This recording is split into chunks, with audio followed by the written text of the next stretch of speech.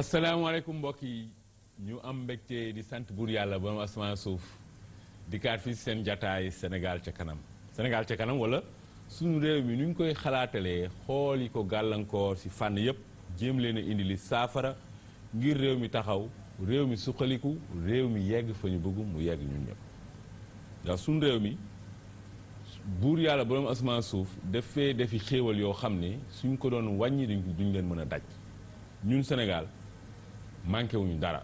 bur yàlla may nañu géej may nañu ndox may nañu suuf su joor may nañu ay koom yu ne ci biir suuf si may nañu jant may nañu li ëpp solo mooy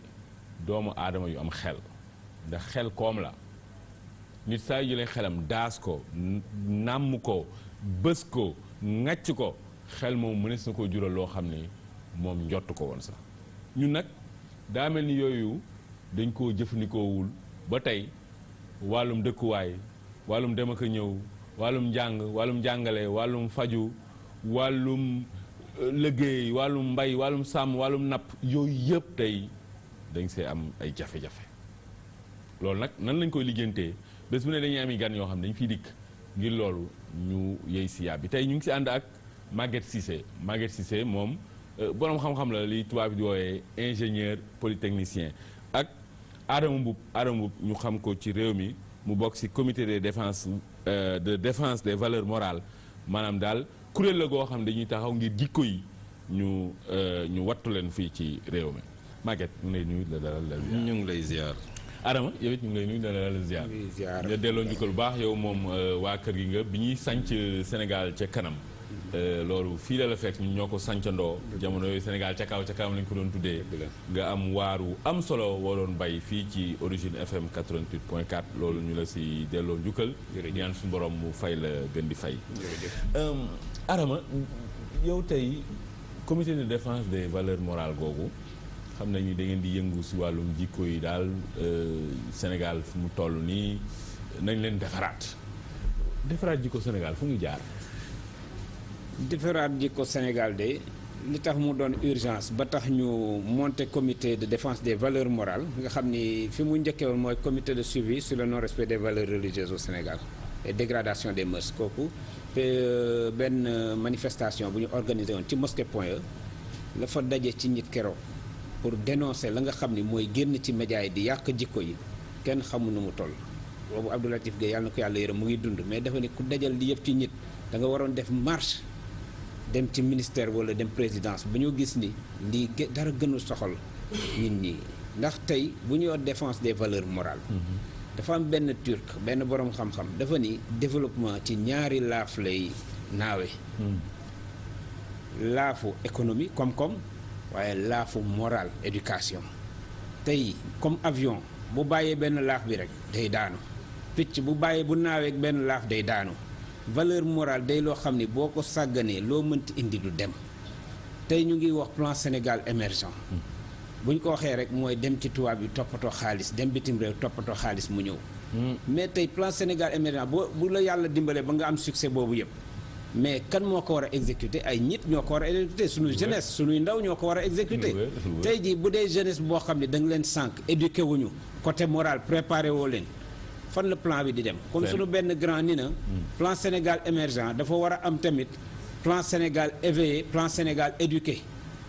tey jii ñu dénk ko tamit ay spécialistes nañ ko dénkee Mohamed Ndione mi nañ ko dénkee woon économie bi ñu jël ku mel ni par exemple tey Tunkara nga xam ne éveilleur de conscience la da ciy xëy suba ba ngoon di seet fu ñuy jaar ñu ba développé ñu jog ko plan Sénégal éveillé. ah non loolu yéen leen ko dégg nga non pourquoi mu wax ko c'est que da nga ciy xëy di ci gont pour yee conscience yi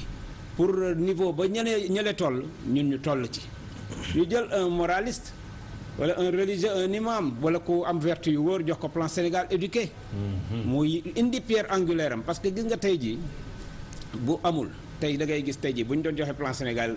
éduqué wala yu mel noonu da ngay jël ku gagné ci mairie yi comprendre nga koo xam ni amul sax yoonam newul ci kii faarewul sax loolu ñu ne ko yow lañ ko dégg c'est pas comme ça dañuy seet ko mel ni moo tax ma lim la parce que da nga ciy xëy mais léegi loolu pour dëggal la waaw tey soo jëlee tey nga dem uti ay milliards nga ñëw jox ko koo xam ne amul jikko yu rafet mun na sàcc xaalis bi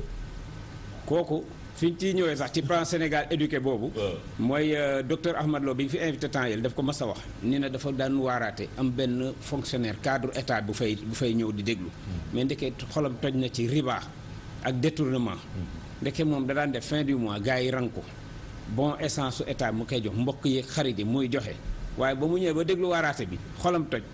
fin du mois gars yi ñëw mu ne leen man kay li passé laay seet nan laa koy remboursé sama diggante ak sama borom. waaye xel xalaatatul may jël bon état bi di ko maye. pour wax la ni impact bi muy am. éducation boobu impact fi ñu bëgg a dem. maanaam ñu ngi wax main propre ak blanchiment d'argent di ko xeex mais il faut que tey ñu éduquer ñi tey booy seet tamit bu ñuy koom-koom bi bu ñëwee foog mu fekk fi comme ni nga wax main d'œuvre de qualité tey bu fi fekkul main d'œuvre de qualité. investisseur ba day préférer dem beneen dëkk boo xam ni am nañu une main d'œuvre de qualité tey jii bu ñu am main d'œuvre qualifiée intellectuelle la tax ñu wax tey bu fekkee tey waa ji mu ngi ñëw di investir nga koy woon ay mbëru làmb mais tey haute technologie soxlaatul doole xel moo koy doxal donc tey da nga war a investir xale yi ñu doon ay intellectuel ñu nekk technologie de pointe ñu maîtriser ko ndax tey jii booy seet dëkk bu mel ni Chine. boo mu bëggee développé. avant ñun ba ñu ne xale boo nee chinois lu ñuy wax karaté la ñuy wax. waaye ba ñu bëggee développé tey jii suñu xale yi boo leen nee chinois lu ñuy wax intellectuel la ñuy wax Bruce Lee ci boppam lañ njëkk a génne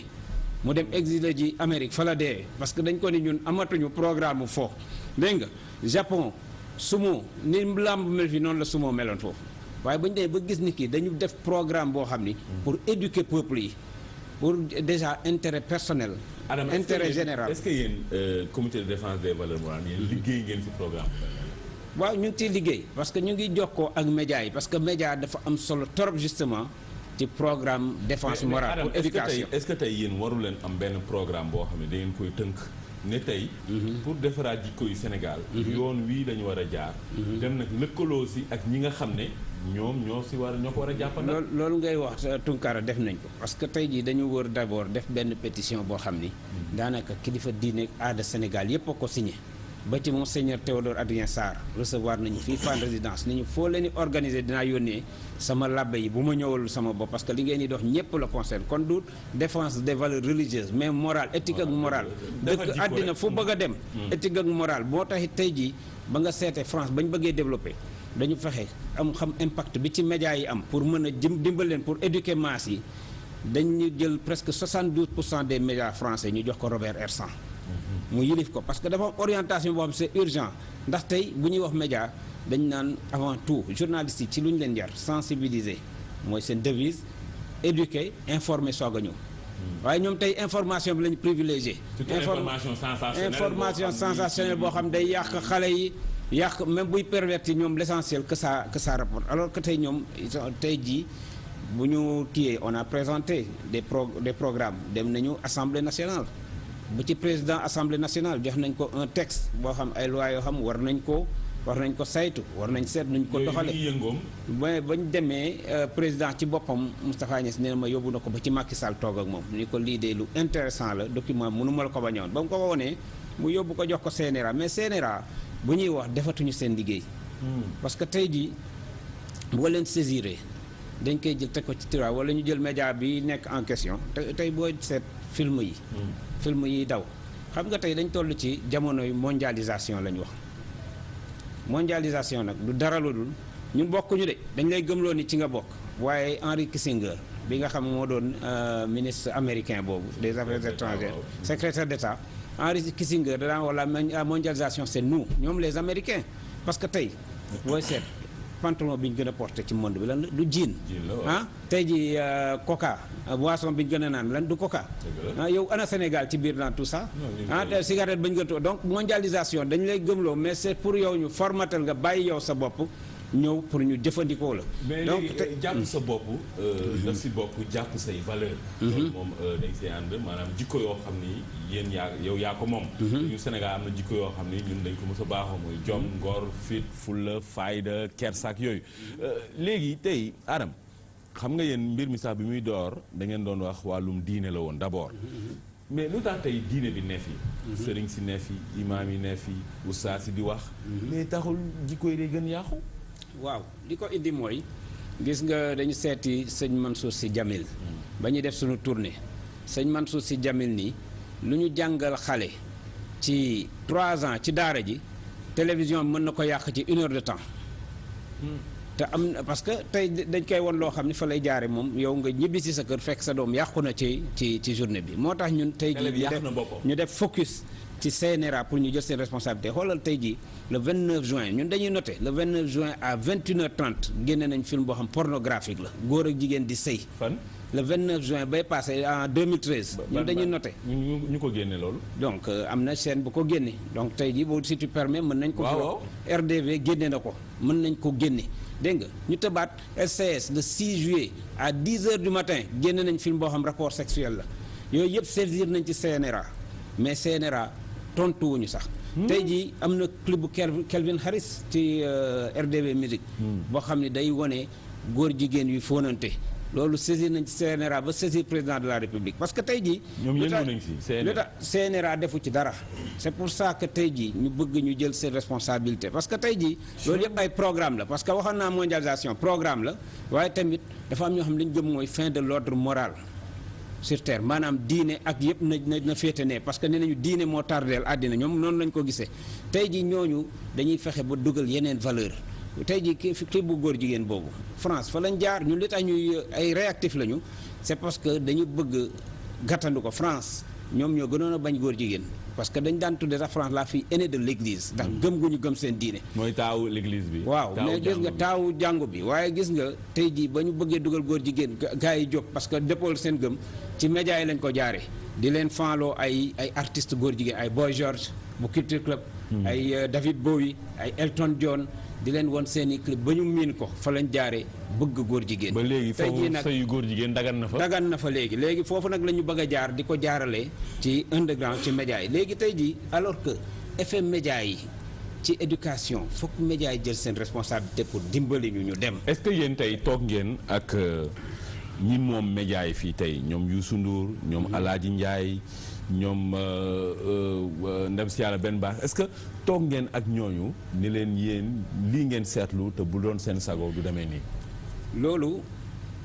tey mooy li nga xam mooy étape suivante bi. parce que tey ba ñuy am pouvoir boo xam ni day jël ay responsabilités jaru woon nit ñi wala sëriñ di jóg di dem di toog ak média naan ko liggéey baaxul parce que dañu amoon pouvoir boo xam dafa réactif. loo def lu dul noonu moom mooy autosaisir gis nañ fi le business du sexe. ba temps Nancy Ngom Ndiaye ba muy yëlif CNRA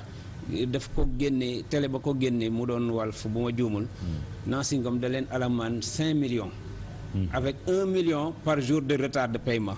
ba pare nii boo leen ko refusé ma tëj télé booba état mu ngi jël ay responsabilités. Nancy Ngom Ndiaye di fulaam ak faydaam moom la yoroon parce que magistrat la dégg nga léegi nag tey jii ba ñu tëbee ba jël un homme de presse ba koo ni yaa jiite CNRA kooku c'est même pas logique mu ngi mel ni tey rek nga jël Yékini ko yaa jiite CNG de lutte yaay sanctionné lutteurs yi yaay jël seen licence kooku daanaka moom nekkoon sax président benn groupe sud loolu dafa kéemaane donc tey jii bu ñuy wax mooy am na rapport bu ñu bind ci États-Unis muy rapport mise moo tax médias yi dafa am solo ci kii gi nga mu ni dañ seetlu ni dëkk yi ci États-Unis xam nga ñoom c'est 50 et quelques états waaye dëkk yi gën a libéraliser seen média gën a tolérer érotisme ak pornographie mooy dëkk yi ëpp viol ak violence ci biir États-Unis donc loolu tey mooy wane effet direct bi média buñ ko suivrul am ci nit ñi ba ci sunu doom yi sunu doom yi tey da ngay gis xale boo xam gis naa xale boo xam papa dafa ñëw ngoon gi foon ko fi mu ne ko déedéet fii laa bëgg nga foon ma ni ñuy foonantee ci filmu tubaab yi nga xam ni tey ji ñu ngi roy société boo xam dafa nekk en déclin muy États-Unis France fi mu ne la fa am ci xaru ci fusillade ci meurtre ci crime kenn xamul nu mu toll te nit booy roy da ngay seet société yiy jóg mais France ak États-Unis fi mu ne ci déclin bu metti lañ ne non parce que roy tamit mooy ñun Sénégal li ñuy wax rek ñun dañuy roy daax dañuy dem ba ñi nga xam ñu ngi leen di roy sax ñu daax leen ko dem mais li am solo mooy man dama jàpp ne tubaab yi ñun ak ñoom am na programme yoo xam ne mun nañ ko bokk mais am nañ programme yoo xam ne munuñu koo bokk maanaam si wàllum àdduna ay wàllum ay oto ay